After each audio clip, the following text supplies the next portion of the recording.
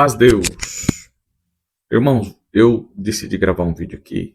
Um irmão me fez uma pergunta no WhatsApp, mas eu vou compartilhar essa resposta aqui para todos que ouvirem, que eu acredito que vai ser de grande valor para quem gosta de entender e compreender um pouco mais a palavra de Deus, né?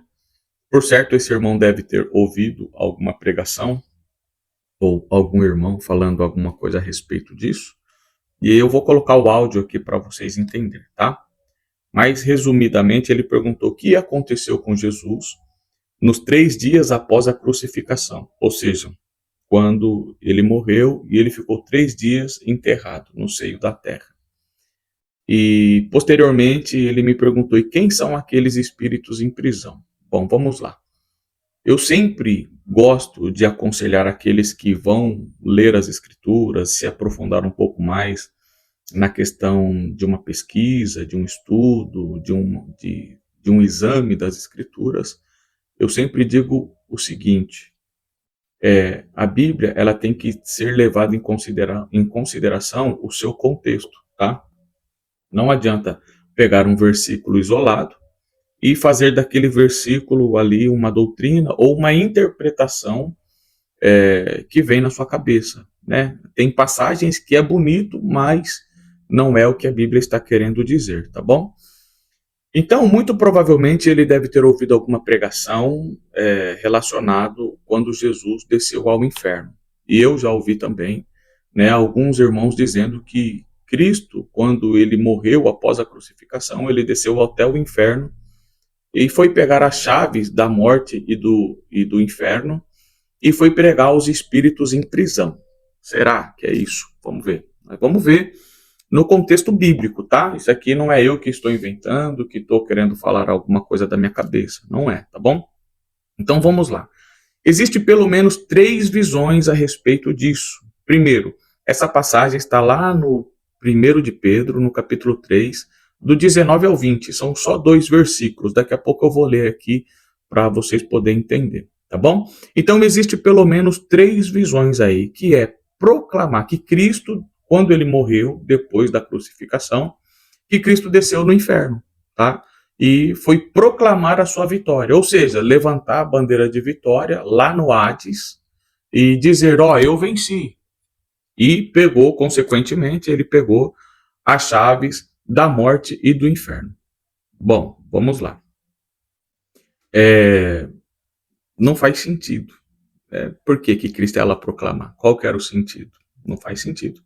E também não faz sentido que ele foi buscar a chave da morte, porque a chave nunca esteve na mão do adversário.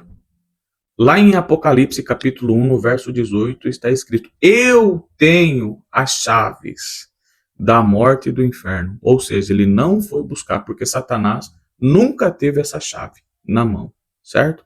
Então, ele não foi proclamar. A segunda visão é que Cristo foi pregar. Tem gente que fala que quando Cristo morreu, ele desceu no inferno, ficou 3 dias no inferno pregando para aquelas pessoas do Antigo Testamento. Ou seja, aqui no livro de Pedro está escrito que ele pregou aos espíritos em prisão. Quem são esses espíritos em prisão? São aquelas pessoas do Antigo Testamento que não ouviram o Evangelho e morreu sem a salvação. Então, Jesus foi até o inferno e pregou para eles e eles se arrependeram, né? E alguns dizem até que quando Jesus morreu, os sepulcros se abriram e muitos mortos reviveram e foram viver com sua família. Vamos lá, por parte, tá? Será que faz sentido? Ele foi pregar aos espíritos em prisão?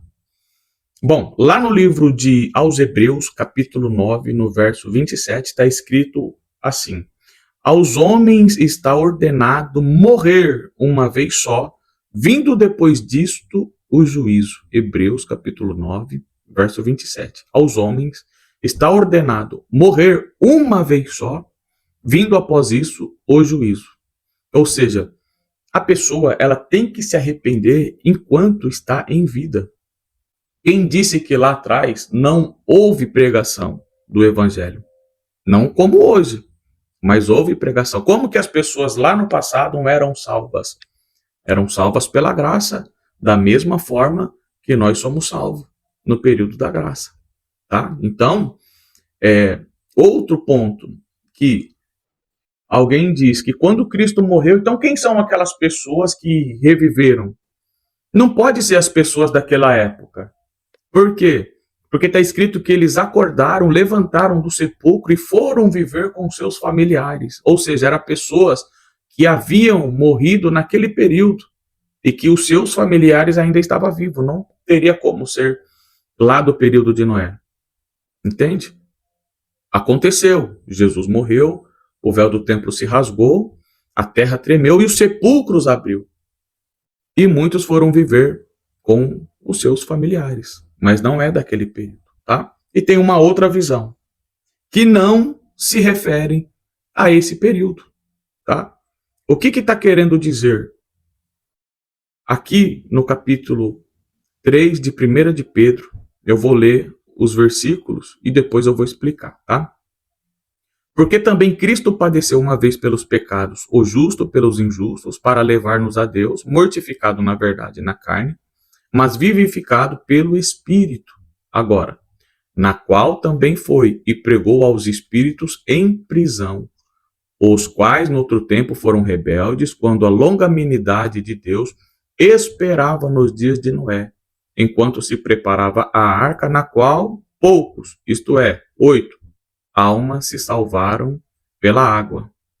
Tá? Então eles pegam esse versículo aqui e imaginam na sua cabeça que quando Cristo morreu foi pregar para aqueles do Antigo Testamento. Tá? Então vamos lá. Contexto. O que está acontecendo? Pedro ele escreveu isso para os cristãos que estavam sendo perseguidos ali do primeiro século. Tá? E ele está exortando o povo. Aqui no capítulo 3, ele está dizendo o seguinte, que sofrer fazendo o bem e permanecer fiel a Deus, mesmo sob pressão. Ele está dizendo isso, aqui no capítulo 3, para aquelas pessoas que estavam sendo perseguidas no primeiro século. Era uma perseguição muito terrível. Eles deveriam sofrer fazendo o bem e continuar sendo fiel a Deus, mesmo debaixo de grande pressão, tá? E aí o que acontece? Pedro ele vai fazer uma preparação nesses versículos aqui, 15, 16 e 17. Ele diz o seguinte, que nem sempre quem faz o certo evita o sofrimento, tá? Vocês vão entender já. Quem sofre por justiça é aprovado por Deus, é o tema aqui do capítulo 3, tá? Então não perde isso.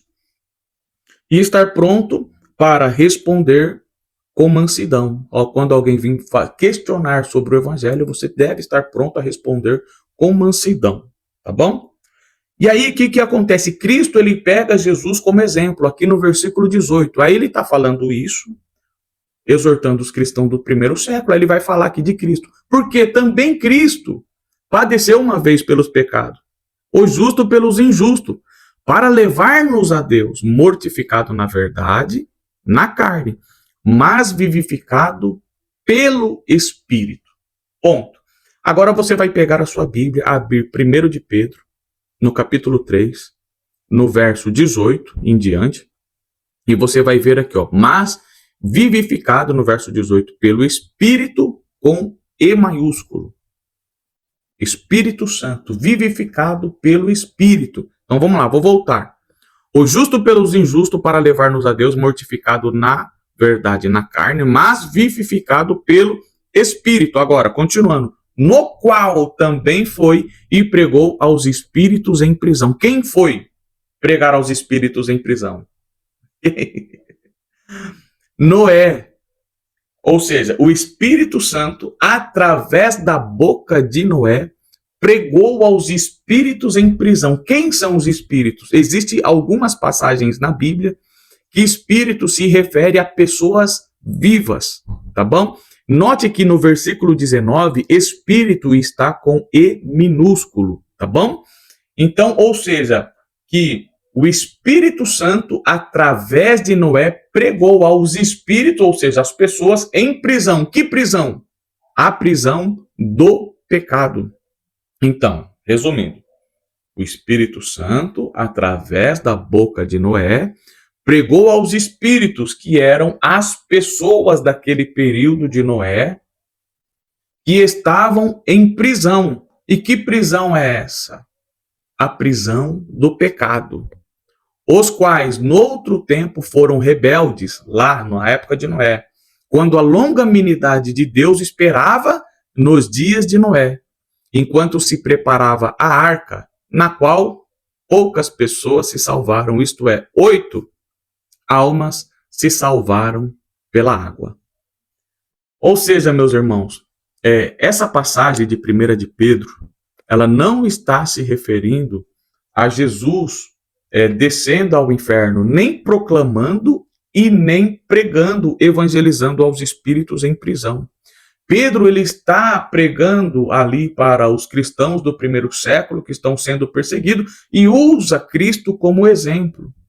E ele vai falar aqui, continuando o versículo, mas vivificado pelo Espírito, que Espírito? O Espírito Santo, que também, olha só, que também pregou em outro tempo, lá no tempo de Noé, através da boca de Noé, aquelas pessoas que estavam presos em pecado. Tá bom? Então, fica aqui essa reflexão que eu trago para vocês. Espero que tenha ficado bem explicado. Se ficou alguma dúvida, comente aí, deixa nos comentários, manda mensagem para mim, para a gente poder esclarecer da melhor maneira possível. Tá bom? Deus abençoe e a paz de Deus a todos.